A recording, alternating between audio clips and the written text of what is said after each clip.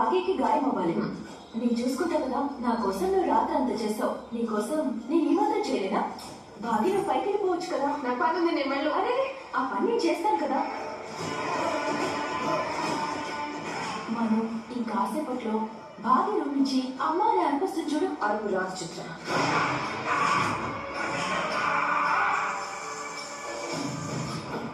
Current shock ఏంటి మనం? నేను దాన్ని ఎప్పటి నుంచో చంపొద్దాం అనుకుంటున్నాను.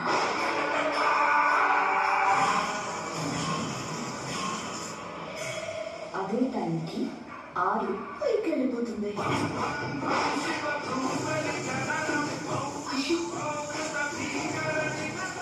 అరుంధతి ఫోటో ముందున్న పువ్వులని బయటపడేస్తాను.